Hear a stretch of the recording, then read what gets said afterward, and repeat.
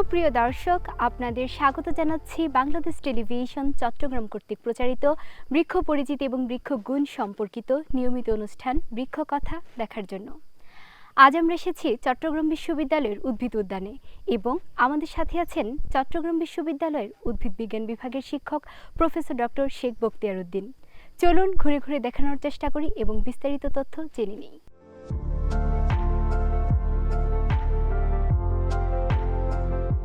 আসবাবপত্র নির্মাণ, মাটির ক্ষয়রোধ এবং পরিবেশের ভারসাম্য রক্ষায় বনজ উদ্ভিদের রয়েছে বিশেষ অবদান। দর্শক, দেখতে পাচ্ছি একটি দেশীয় বনজ উদ্ভিদ চাপালিশ, যা সাধারণত পাহাড়ি ও বনাঞ্চলে দেখতে পাওয়া যায়।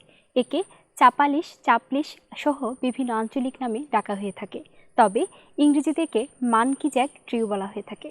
চলুন এবার এ সম্পর্কে বিস্তারিত তথ্য জেনে নিই। ধন্যবাদ নাবিল। আমরা এখন দেখতে পাচ্ছি যে একটা চাপালিশ গাছের নিচে এসে দাঁড়িয়েছি। এটা কাঁঠালেরই আত্মীয় আর কি, আর্টোকার্পাস একই জেনাস, আর্টোকার্পাস চাপলাসা এটার বৈজ্ঞানিক নাম। তো এটার প্রথমে একটা মজার বিষয় বলে নিই, এখানে অনেকগুলো চারা দেখা যাচ্ছে। দেখেছো, এই চারা আর এই গাছের সাথে কি মিলানো যাবে? কারণ এর চারাগুলার দেখা যায় যে পাতাগুলোর মধ্যে খাঁজ রয়েছে, অন্যরকম পাতা।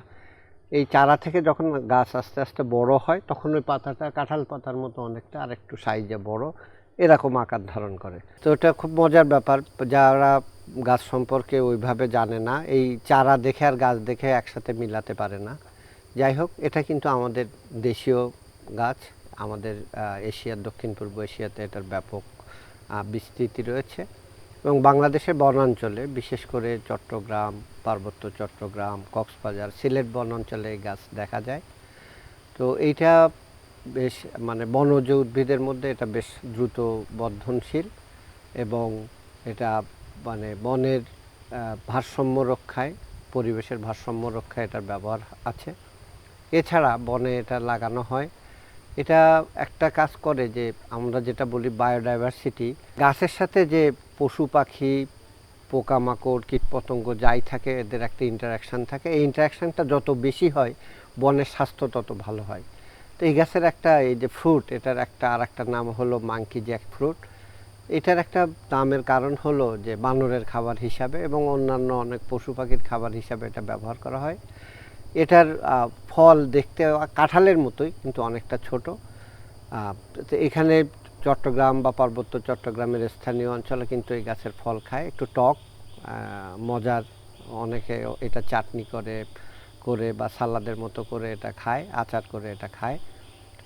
এটার কাষ্ঠল ব্যবহার আছে, টিম্বার প্লান্ট হিসাবে এটা পরিচিত। ঘরের ফার্নিচার বানাতে, তারপরে জানালা, দরজা, চৌকাঠ, দরজা জানালা বানাতে, তারপরে ঘরের খুঁটি, কড়ি, বর্গা এগুলো তৈরি করতে এটার ব্যবহার হয়ে আসছে অনেক কাল থেকে। এবং এটার গুঁড়ি অনেক লম্বা হয়, যার ফলে এটার থেকে কাঠের পরিমাণ অনেক বেশি পাওয়া যায়। সেই জন্য এটার বনজ উদ্ভিদ হিসাবে এটার গুরুত্ব অপরিসীম। অনেক সময় কোনো কোনো অঞ্চলে আবার ছায়াবর্ধনকারী হিসাবে রাস্তার দুপাশ দিয়েও চাপালিশ গাছ লাগানো হয়। এই গাছটা কিন্তু আমাদের চট্টগ্রাম, পার্বত্য চট্টগ্রাম, কক্সবাজার অঞ্চলে প্রচুর দেখা যায়। আমাদের চট্টগ্রাম বিশ্ববিদ্যালয় ক্যাম্পাসেও কিন্তু চাপালিশের বেশ অনেকগুলা গাছ আছে এবং এখান থেকে ফল দেখিয়ে স্থানীয় বাজারে নিয়ে বিক্রি করে অনেক মানুষজন। এবং এই ফলের যে এখান থেকে আচার তৈরি করা হয় বা চাটনি তৈরি করা হয়, এটা স্থানীয়ভাবে বেশ সমাদৃত। এটা তো স্থানীয় মানুষ এটা এই দিকেও ব্যবহার করে। তো এটার কিছু পরিবেশের উপযোগী, আবার এটা আমাদের টিম্বার প্লান্ট হিসাবে, আবার ফলজ উদ্ভিদ, বিশেষ করে বন্য পশু পাখি জীবজন্তুর ফল হিসাবে এটা ব্যবহার করা হয়।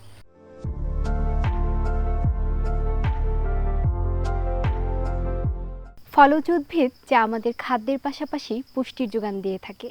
এতে বিদ্যমান ভিটামিন, আঁশ, খনিজ পদার্থ সহ রয়েছে আরও নানা পুষ্টি উপাদান, যা আমাদের সুস্বাস্থ্য গঠনে সহায়ক। দর্শক, দাঁড়িয়ে আছি তেমন একটি দেশীয় ফলজ উদ্ভিদ ডেওয়া গাছের নিচে। সুস্বাদু দেশি ফলটি সাধারণত বর্ষাকাল এবং গ্রীষ্মকালে বেশি পাওয়া যায়। চলুন এবার এ সম্পর্কে বিস্তারিত তথ্য জেনে নিই। এখন যে গাছটার নিচে দাঁড়িয়ে আছে এটাই ডেওয়া গাছ। এটাও কিন্তু কাঁঠালেরই নিকটাত্মীয়। তো ডেউয়া, এটা আর্টোকার্পাস লেকুচা সাইন্টিফিক নেম এটার। এটা আমাদের বিভিন্ন অঞ্চলে, বাংলাদেশে প্রায় সব অঞ্চলে আছে। এটা আমাদের একটা দেশীয় গাছ এবং দেশীয় ফল। যেহেতু এটা একটা ফলজ গাছ, এটার নানাবিধ ব্যবহার রয়েছে। পাকা ফল খাওয়া হয়, বেশ জনপ্রিয় বাংলাদেশে পাকা ফল। আর একটা জিনিস, কাঁচা ফল অনেক সময় আচার বা ডালের মধ্যে দিয়ে খায়, বিভিন্ন অঞ্চলে এটা প্রচলিত আছে। এই ফলের মধ্যে ভিটামিন সি আছে প্রচুর পরিমাণে এবং অন্যান্য মিনারেলস আছে, নিউট্রিয়েন্টস আছে। তো এটা যেহেতু মানে আমাদের বাংলাদেশের বিভিন্ন অঞ্চলে আনাচে কানাচে সব জায়গায় পাওয়া যায়, অনেকে বাড়ির পাশে এটা লাগিয়ে ফেলে। তো এটা একটা পুষ্টির একটা উৎস হিসাবে কাজ করে। আজকাল জঙ্গলে আমাদের একটা প্রোগ্রাম চালু হয়েছে যে যে সমস্ত বনজ গাছ লাগানো হয়, সেই বনজ গাছের সাথে কিন্তু কিছু ফলজ গাছ সাথে লাগানো হয় এই এখনকার কনসেপ্ট অনুযায়ী, যাতে বনে জঙ্গলে যে সমস্ত পশু পাখি থাকে তাদের একটা খাদ্যের যোগান হয়। তো এই গাছটাও বনে জঙ্গলে অন্যান্য গাছের সাথে লাগানো হয় পশু পাখির ফলের উৎস হিসাবে। এটার কিন্তু ওষুধি গুণ আছে, যেমন এটা বাকলের নির্যাস যেটা, সেটা কোষ্ঠকাঠিন্যতে, তারপরে ভিটামিন সি এর অভাব পূরণে এবং অন্যান্য কিছু রোগে এটা ব্যবহার করা হয়। যদিও ব্যাপক ব্যবহার নেই, কিন্তু কিছু ব্যবহার আছে।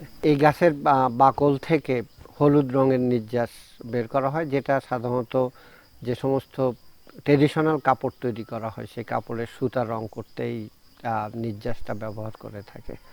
এটা স্থানীয়ভাবে এটা ব্যবহার হয়ে থাকে। এটার ফলের মধ্যে কিন্তু ভিটামিন সি আছে, বেটা ক্যারোটিন আছে, আয়রন আছে, ম্যাঙ্গানিজ আছে, যার ফলে এই ফলটা বেশ পুষ্টিকর। আবার এই গাছের যে বাকল বা ছাল, এটার অনেকগুলো ওষুধি ব্যবহার আছে। তার মধ্যে এটা স্কিন কেয়ারে ব্যবহার করা হয়। আমাদের স্কিনের মধ্যে যে পিম্পল হয় বা অন্যান্য গোটা ওঠে, দানা উঠে, ওইগুলার জন্য, ফোড়া এবং অনেক সময় স্কিন ক্র্যাক করে, এইগুলার জন্য এইটার যে বাকল আছে এইটা বেটে এটা খাওয়া হয়। আবার এটা বলা হচ্ছে যে লিভার বা হজমের জন্য বেশ উপকারী। এর বাকলটা পানির মধ্যে ভিজিয়ে রেখে এখান থেকে যে নির্যাসটা আছে সেই নির্যাসটা খায়। এটা মানে এই যে ট্রেডিশনাল ইউজে এটা বলা হচ্ছে যে এটা হজমে উপকার করে, লিভারের বিভিন্ন অসুখে এটা উপকার করে। এই ধরনের বিভিন্ন মানে গ্যাস্ট্রোইন্টেস্টাইনাল ডিজিজ যেগুলো আছে এগুলার জন্য এটা ব্যবহার করা হয়। আর একদিকে এটা আয়ুর্বেদিক সিস্টেমে এটা ব্যবহার করা হয়। এটার যেটা গুঁড়া করে এটা আয়ুর্বেদিক সিস্টেমে এটা পাওয়া যায়। তো দুই ধরনের ব্যবহার আয়ুর্বেদিক এরা বলে থাকে, নির্দেশ দিয়ে থাকে। একটা হলো যে ওই যে পেটের বিভিন্ন সমস্যায় এটার গুঁড়া 1 থেকে 2 চামচ খায়, এরকম আছে আয়ুর্বেদিক ওষুধে। এবং এই যে এটার যে এই কাণ্ড বেটে যে রসটা করা হয় বা এটার যে পেস্ট করা হয়, এটা ওই যে স্কিন কেয়ারে মুখের যে বিভিন্ন হিসাবে এটা বাণিজ্যিকভাবেও এটার ব্যবহার রয়ে গেছে। তো এটা একদিকে আমাদের ফলজ উদ্ভিদ, দেশীয় উদ্ভিদ হিসাবে আমাদের পুষ্টির চাহিদা মেটাচ্ছে। আর একদিকে এটার কিছু ওষুধি ব্যবহার আছে, আবার কিছু কাষ্ঠল ব্যবহার আছে, আবার পরিবেশের ভারসাম্য রক্ষায় একটা কাজ করে। এখন বনজ উদ্ভিদের সাথে মাঝে মধ্যে এই ধরনের ফলজ গাছগুলোকে লাগানো হচ্ছে।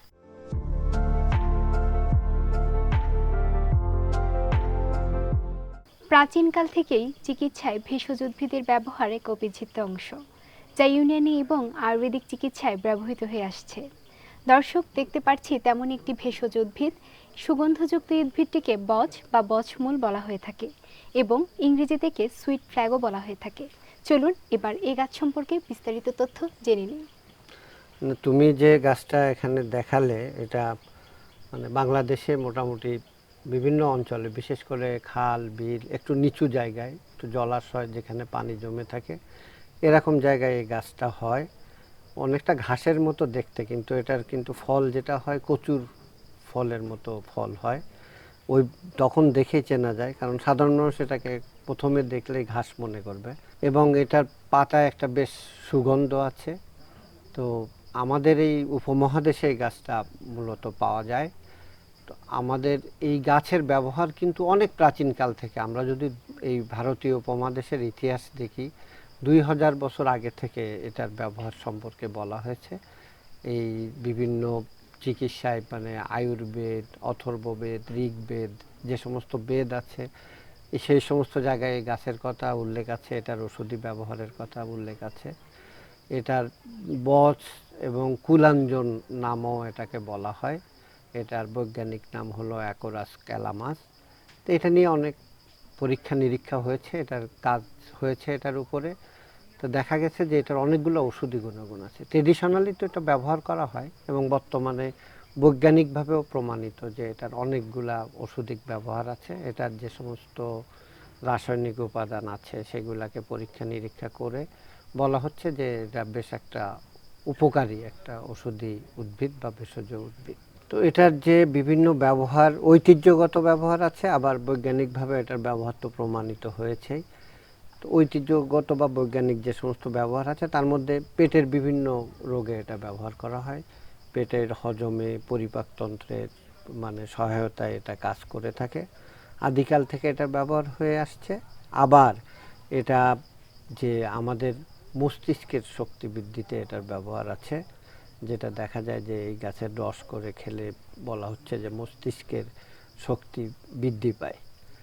এছাড়া এই যে মৃগের রোগের চিকিৎসায় এটা ব্যবহার করা হয়, পাইলস রোগের চিকিৎসায় এটা ব্যবহার করা হয়, পোকামাকড় দমনের ক্ষেত্রে অনেক সময় এই গাছের যে রাইজোম হয়, এটার গোড়া যদি আমরা খুঁড়ি এরকম আদার মতো এটা রাইজোম পাওয়া যায়। মূলত এটার ব্যবহারের অংশ হলো এটা রাইজোম, আদার মতো অংশ। এটা আমরা যদি খুঁড়ি এটা নিচে এটা দেখতে পাবো যে রাইজোম আছে। এই রাইজোমের ব্যবহার অনেক সময় এটাকে গুঁড়া করে পোকামাকড় তাড়ানোর জন্য এটা ব্যবহার করে। তারপর এটার কিছু অ্যান্টিবায়োটিক প্রপার্টিস আছে। যার আর একটা জিনিস যে ফুলা বা বাত বিভিন্ন ইসে এটার পাতার ব্যবহার করা হয়। সেই সময় পাতা এবং রাইজোম বেটে একটা প্রলেপ দেওয়া হয়। বাত বা প্রদাহ রোগে এটা বেশ কার্যকরী একটা ওষুধ এবং অ্যান্টিবায়োটিক গুণ থাকলে এটা সর্দি কাশির জন্য এটা ব্যবহার করা হয়। আবার সুগন্ধি তৈরিতে এটার ব্যবহার আছে, বিভিন্ন ধরনের আতর বা পারফিউম তৈরিতে এই গাছের রাইজোমটা কিন্তু ব্যবহার করে থাকে এবং পাতা থেকে এটা এক্সট্রাক্ট করে যে সুগন্ধি যে উপাদানটা আছে এবং সেটাকে একই ওষুধেও ব্যবহার করে, আবার সুগন্ধি তৈরিতে এটা ব্যবহার করে।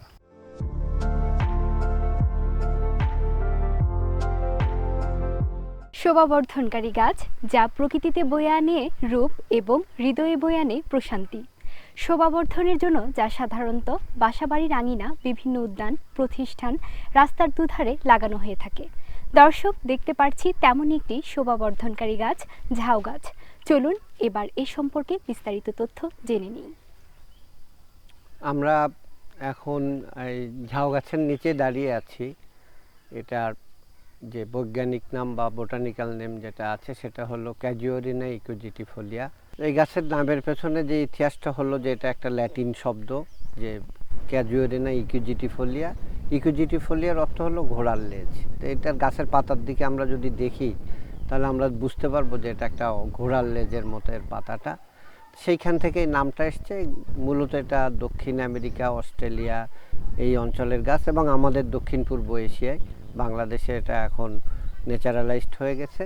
বাংলাদেশের বিভিন্ন উপকূলীয় অঞ্চলে এই গাছের বিস্তৃতি দেখতে পাওয়া যায়, বিশেষ করে কক্সবাজার, নোয়াখালী, পটুয়াখালী এই সমস্ত অঞ্চলে, উপকূলীয় অঞ্চলে এই গাছটা প্রচুর পরিমাণে লাগানো হয়েছে বা হয়। এটা এই গাছের একটা ইকোলজিক্যাল গুরুত্ব আছে। সাধারণত যে বিচ এলাকা বা উপকূলীয় অঞ্চলে এই গাছ কিন্তু লাগানো হয়, একদিকে শোভাবর্ধনকারী হিসাবে লাগায়, আবার এটা কিন্তু মানে পরিবেশের অনেক উপকার করে। যেমন মানে মাটির ক্ষয় রোধ করা, বালিয়াড়িতে যেটা ক্ষয় হয় সাধারণত সবসময় বাতাস থাকে প্রচুর, তো এই যে উপকূলীয় অঞ্চলে যে বালির যে ক্ষয়রোধ, এটাতে এই গাছের একটা অনেক বড় ভূমিকা আছে। এছাড়া কিন্তু আর একটা সুবিধা আছে, এই গাছ কিন্তু মানে ঝড় বা জলোচ্ছ্বাসের সময় এটা বাধা দেয়, পানি আসতে অথবা বাতাসকে বাধা দেয়, যার ফলে মানে উপকূলটা অনেকটা রক্ষা পায়। আর একটা মজার বিষয় হলো যে উপকূলীয় অঞ্চলে গাছ যে লাগানো হয় বিশেষ করে সমুদ্রের পাশে, তো এটার একটা হয় যে শোঁ শোঁ একটা শব্দ হয় বাতাসে, এই গাছ দিয়ে যখন বাতাস প্রবাহিত হয়। তো এটা পর্যটকরা কিন্তু খুব এনজয় করে যে এই শব্দটা একটু অন্যরকম শব্দ, অসাধারণ শব্দ। এছাড়া এটার কিছু ব্যবহারও আছে, যেমন এটা ওই স্থানীয় লোকজন এরা জ্বালানি কাঠ হিসাবে ব্যবহার করে।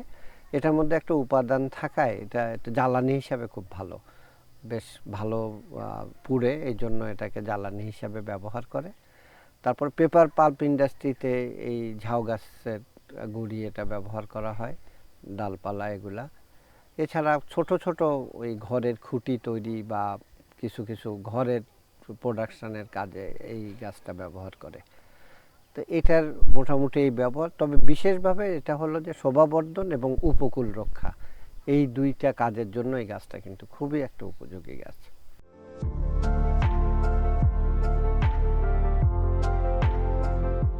দর্শক, আজকের অনুষ্ঠানে আমরা ঝাউ, বজ, ডেওয়া, চাপালিশ গাছের বিস্তার, প্রকৃতি, নানাবিধ পুষ্টি উপাদান এবং গুণাগুণ ও ব্যবহার সম্পর্কে জানলাম ও ঘুরে ঘুরে দেখানোর চেষ্টা করলাম।